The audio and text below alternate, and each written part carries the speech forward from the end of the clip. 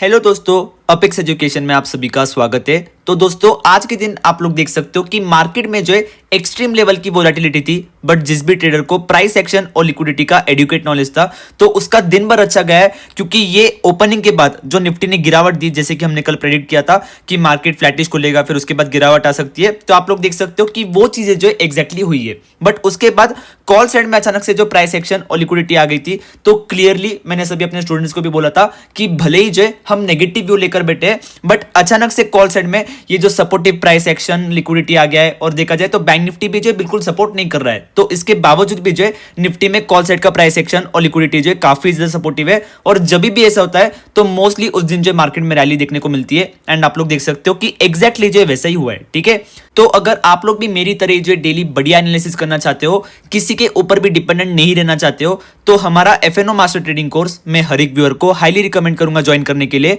क्योंकि इसमें बेसिक से लेके एडवांस तक मैंने सारी लर्निंग दी है।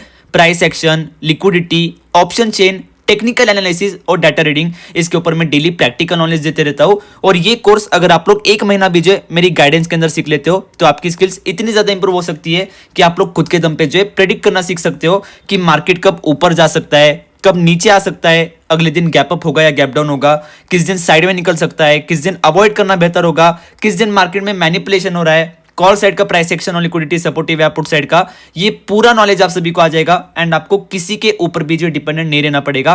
पिछले 4 महीने में ऑलमोस्ट 3100 से भी ज्यादा लोग जो हमारे कोर्स को ज्वाइन कर चुके हैं। तो अगर आप लोग भी ज्वाइन करके कुछ सीखना चाहते हो, मार्केट में लंबे समय तक बने रहना चाहते हो, किसी के ऊपर भी डिपेंडेंट नहीं रहना चाहते हो, और अपनी स्किल्स को इंप्रूव करना चाहते हो, तो मुझे व्हाट्सएप पे कांटेक्ट कर सकते हो। मेरा व्हाट्सएप नंबर आप सभी के स्क्रीन पर डिस्प्ले हो रहा है, और व्हाट्सएप लिंक जो है आप सभी को वीडियो के डिस्क्रिप्शन में मिल जाएगा। तो अब जो है दोस्तों, मार्केट के बारे में बात कर लेते हैं। तो बेसिकली आज की क्लोजिंग हम कह सकते हैं कि ठीक ठाक क्लोजिंग हुई है। और ये जो रैली आई है मार्केट में, इसका मतलब ये नहीं है कि मार्केट में सब कुछ अच्छा हो गया है, ईरान यूएस वॉर बहुत ही जल्दी खत्म होने वाला है। हालांकि पिछले 3 दिन से जो कॉल साइड का प्राइस एक्शन अगर आप लोग देखते हो ना, तो उसमें एक्सट्रीम सपोर्टिवनेस जो हमें देखने को मिल रही है। ठीक है, बट फिर भी आज ये जो शॉर्ट कवरिंग आई, तो टोटली मुझे लगता है कि वीकली एक्सपायरी के फैक्टर की वजह से आई है, क्योंकि पिछले 5 दिनों में जो, पिछले हफ्ते के 5 दिनों में जो मार्केट कंटिन्यूसली गिरते जा रहा था, तो मे बी सिस्टम में जो बहुत ज्यादा शॉर्ट है, तो आज वो शॉर्ट कवर हो चुके हैं। तो इसलिए हमें ओवर एक्साइटेड नहीं होना है, क्योंकि ईरान और यूएस का वॉर अभी भी चल रहा है, जो कि रोज जो इंटेंसिफाई होते जा रहा है। फिर क्रूड ऑयल का भाव जो है $103 के ऊपर जा चुका है, जो कि वैसे ही अपने आप में जो सबसे बड़ा नेगेटिव है। और ये भाव अगर 1 या 2 महीने से भी ज्यादा सस्टेन कर लेता है, तो आने वाले क्वार्टर्स में जो इन्फ्लेशन राइज होगी, और 2026 का साल आप लोग समझ लो कि स्टॉक मार्केट में आपको किसी प्रकार की भी रैली देखने को नहीं मिलेगी, अगर क्रूड ऑयल का भाव जो है $100 या $150 के ऊपर बने रहता है। ठीक है, अभी आप लोगों को एक्सप्लेन कर देता हूं मैं। आप लोग बोलोगे कि सर स्ट्रेट ऑफ हॉर्मुज तो खुला है, तो इससे हमें तो कोई जो इफेक्ट नहीं पड़ना चाहिए। तो yes, definitely straight of Hormuz खुला है, बट क्रूड ऑयल का भाव भी आप लोग देख लो। अगर $100 या $150 में जो हमें क्रूड ऑयल मिल रहा है, तो ये वैसे ही बहुत बड़ा नेगेटिव है, और वैसे ही फिर जो स्ट्रेट ऑफ हॉर्मुज के खुले रहने का जो कोई भी फायदा नहीं है। तो ईरान और यूएस के वॉर का रुकना काफी ज्यादा नेसेसरी है। अगर ये वॉर नहीं रुकता है, तो चाहे स्ट्रेट ऑफ हॉर्मुज खुला रहे या बंद रहे, उससे हमें कोई फर्क नहीं पड़ेगा। दोनों केसेस में जो हमारी इकोनॉमी को एक बहुत बड़ा डैमेज देखने को मिलेगा। ठीक है, तो मेरे हिसाब से आज दिन भर जो कॉल सेट का प्राइस एक्शन, लिक्विडिटी सब सपोर्टिव था। सुबह से जो मार्केट क्लियरली बता रहा था, इधर जैसे ही इस लेवल पे निफ्टी आया, तो पुट कॉल रेशियो जो अपने आप न्यूट्रल में आ गया। फिर कॉल साइड में हेवी लिक्विडिटी और प्राइस एक्शन स्टेबल हो गया। फिर कैश मार्केट में भी कोई खास सेलिंग नहीं चल रही थी, और बैंक निफ्टी भी नेगेटिव था, बट उसके बावजूद भी जो कॉल साइड का प्राइस एक्शन और लिक्विडिटी इतना ज्यादा स्टेबल था, तो क्लियरली दिख रहा था कि आज कॉल साइड में जो कोई बड़ा मूव देखने को मिल सकता है। ठीक है, तो ओवरऑल मार्केट की न्यूज के बारे में अगर मैं बात करूं, तो ईरान और यूएस का वॉर अभी भी चल रहा है।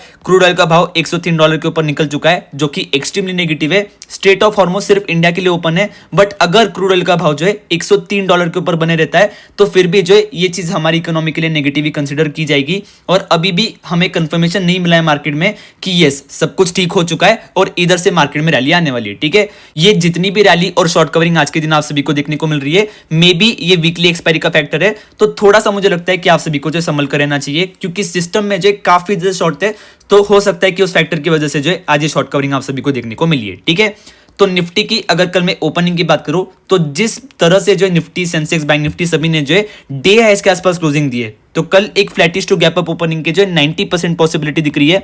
एक flattish to gap up opening के 90% चांसेस है और 10% पॉसिबिलिटी है कि एक गैप डाउन देखने को मिल सकता है। बाकी ओवरनाइट बहुत सारे अपडेट आते रहते हैं, तो आप लोग हमारे इंस्टाग्राम को सब्सक्राइब कर लो और टेलीग्राम चैनल को ज्वाइन कर लो, तो उधर जो आपको मतलब आफ्टर मार्केट आवर्स के जो सारे अपडेट मिलते रहेंगे, ठीक है।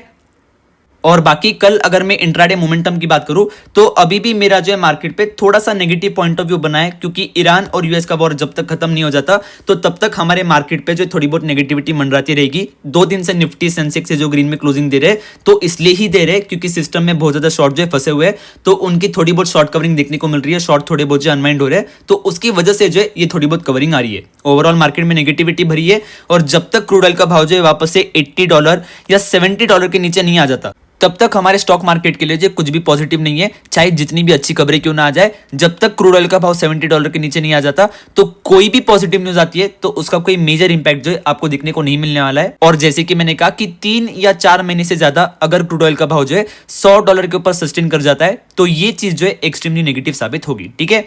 सो निफ्टी की अगर मैं बात करूं तो इसने क्लोजिंग जो है आज भी 23,550 के ऊपर नहीं दी है। 23,510, 23,520 ऐसे लेवल्स के आसपास जो है निफ्टी ने जाके क्लोजिंग दी है, ठीक है। इसका पुट कॉल रेशो आज 1.20 के आसपास क्लोज हुआ है, जो कि स्लाइटली हम कह सकते हैं कि ओवरबॉट माना जाता है। सो कल के दिन निफ्टी का इंपॉर्टेंट रेजिस्टेंस लेवल रहेगा 23,590 से लेके 23,630, ठीक है। इस रेजिस्टेंस लेवल को आपको एकदम क्लोजली मॉनिटर करना है और डाउन साइड में सपोर्ट रहेगा 23,490 का, ठीक है। तो कल 2 चीजें हो सकती है, या तो इस रेंज के बीच में जो है निफ्टी कंसोलिडेट कर सकता है और इस रेंज के बीच में जो काफी ज्यादा है पॉसिबिलिटी है कि आपको ऐसा दिख सकता है कि बार बार इस रेंज से जो रिजेक्शन ले रहा है, बार बार इस 23,490 के लेवल से सपोर्ट ले रहा है, या तो ये चीज हो सकती है। और दूसरी चीज ये कि अगर रेजिस्टेंस का जो है निफ्टी ब्रेकआउट देता है और आज की तरह सेम चीज होती है कि निफ्टी का पुट कॉल रेशो एडजस्ट होकर जो है 0.70, 0.80 न्यूट्रल में आ जाता है, आपको दिख रहा है कि कैश मार्केट में बाइंग चालू हो चुकी है, बैंक निफ्टी भी सपोर्टिव है, तो हो सकता है कि कल 200 पॉइंट की और रैली आ जाए, या फ्राइडे तक हो सकता है कि निफ्टी 23,800 के लेवल तक चला जाए और 200-300 पॉइंट की जो शॉर्ट कवरिंग आप सभी को देखने को मिल जाए, फिर इसकी पॉसिबिलिटी जो है बन सकती है, ठीक है। बट अगर आपको दिख रहा है कि निफ्टी 23,590 से लेकर 23,630 इन लेवल्स के ऊपर जा ही नहीं पा रहा है, बार बार 23,490 के सपोर्ट को तोड़ रहा है, उसके नीचे सस्टेन कर रहा है, पुट कॉल रेशो जो न्यूट्रल में बना है, कैश मार्केट में सेलिंग चल रही है, बैंक निफ्टी सपोर्ट नहीं कर रहा है, एडवांस डिक्लाइन रेशो बेयर्स के फेवर में, तो कल 150 से लेकर 200 पॉइंट की गिरावट भी जो है इंट्राडे सेशन में आप सभी को देखने को मिल सकती है। देखिए बेसिकली निफ्टी और बैंक निफ्टी में अगर आप ट्रेड कर रहे हो ना, तो price action, liquidity, option chain, technical analysis, put call ratio, support resistance level, बाकी इंडाइसेस क्या कर रहे हैं, इन सबको अगर आप मॉनिटर करते हो और इन सब में आप एक्सपर्टीज हासिल कर लेते हो ना, तो ये पूरा खेल ही जो है इस डाटा का है, ठीक है, कि प्राइस एक्शन क्या बोल रहा है, लिक्विडिटी क्या बोल रहा है, पुट कॉल रेशो क्या बोल रहा है, एडवांस डिक्लाइन रेशो क्या बोल रहा है। एक बार आप फिगर आउट कर लेते हो ना कि कौन सा डाटा कब क्या बोल रहा है, तो आपको खुद ही समझ जाएगा कि मार्केट कब ऊपर जाने वाला है, कब नीचे जाने वाला है। और बाकी अगर आप तुक्केबाजी कर रहे हो कि हरा दिखते से तेजी ले ली, लाल दिखते से मंदी ले रही, तो 1-2 बार तो प्रॉफिट हो जाएगा, बट उसके बाद 30-40 या 50 बार जो नुकसान होगा तो वो ऐसा नुकसान होगा जो आपको फिर जो कभी आप उस नुकसान से निकल भी नहीं पाओगे, वापस से ट्रेडिंग करने के लायक भी नहीं बचोगे, और आपका इमोशन भी जो मतलब वो पूरा बिगाड़ देगा, ठीक है। तो जो कुछ भी करो सोच समझ के करना, और ट्रेडिंग अगर कर रहे हो तो पहले सीख लीजिए अच्छी तरह से और फिर जाके जो इस गेम में एंटर कीजिए, ठीक है। सो निफ्टी पे जो मेरा पर्सनल पॉइंट ऑफ व्यू और प्रेडिक्शन था मैं बता चुका हूं, बाकी कोई डाउट है तो कमेंट सेक्शन में आप लोग जो पूछ सकते हो। सो आ जाते हैं हमारे सेंसेक्स के ऊपर। तो अगर मैं सेंसेक्स की बात करूं तो इसका पुट कॉल रेशो 1.36 के आसपास क्लोज हुआ है, जो कि ओवरबॉट माना जाता है। एक रेंज में बताऊंगा कल के लिए सेंसेक्स में, कल के लिए और परसों के लिए, जो आपको काफी ज्यादा मदद कर सकती है। वो रेंज है, अपसाइड में रेजिस्टेंस रहेगा 76,100 का और डाउन साइड में सपोर्ट रहेगा 75,790 से लेके 75,830 का, ठीक है। तो जब तक इस रेंज के बीच में, मोस्टली ये रेंज में आपको हेवी प्रीमियम बर्निंग, लो लिक्विडिटी और साइडवे ट्रेंड देखने को मिल सकता है। इसका ब्रेकआउट मिलता है और जब भी जो सेंसेक्स इसका ब्रेकआउट ले रहा है तो आपको दिख रहा है कि पुट कॉल रेशो जो 0.90, 0.80 के आसपास है, कैश मार्केट में बाइंग चल रही है, एडवांस डिक्लाइन रेशो बुल्स के फेवर में, निफ्टी और बैंक निफ्टी भी सपोर्टिव है, तो फिर सेंसेक्स 76,500 तक की रैली दे सकता है। और अगर आपको दिख रहा है कि बार बार इन लेवल से रिजेक्शन ले रहा है, इस लेवल का भी जो सपोर्ट लेवल का ब्रेकडाउन दे चुका है सेंसेक्स, और पुट कॉल रेशो अभी भी ओवरब्रॉट में ही बना है, बैंक निफ्टी भी जो नेगेटिव है, कैश मार्केट में सेलिंग चल रही है दबा के, तो कल 700 से लेके 800 पॉइंट की गिरावट भी जो आपको सेंसेक्स में देखने को मिल सकती है। अगर 700 से लेके 800 की नहीं तो एटलीस्ट 300 से लेके 400 पॉइंट का फॉल जो सेंसेक्स में देखने को मिल सकता है। सो निफ्टी और सेंसेक्स दोनों पे मेरा पर्सनल पॉइंट ऑफ व्यू और प्रेडिक्शन क्या है मैं बता चुका हूं। पूरा खेल सिर्फ और सिर्फ डाटा और एक्सपीरियंस का है। एक बार आप लोग इन दोनों चीजों में मास्टर कर लेते हो तो आपको खुद ही समझ जाएगा कि मार्केट ऊपर जाने वाला है, नीचे गिरने वाला है या साइड में निकलने वाला है। ठीक है, सो निफ्टी और सेंसेक्स पे कल के लिए मेरा पर्सनल पॉइंट ऑफ व्यू और प्रेडिक्शन क्या है मैं बता चुका हूं। बाकी किसी प्रकार की भी इन्वेस्टमेंट ट्रेडिंग एडवाइजरी या बाइंग सेलिंग टिप मैंने इस वीडियो में नहीं दी है और ना ही किसी को एनकरेज किया है कि मेरे व्यू या प्रेडिक्शन पे बेस्ड आप लोग ट्रेड या इन्वेस्ट करें। सो बिफोर ट्रेडिंग और investing please make sure you consult with your financial adviser. I am not a SEBI registered adviser. All my content is strictly for educational purpose.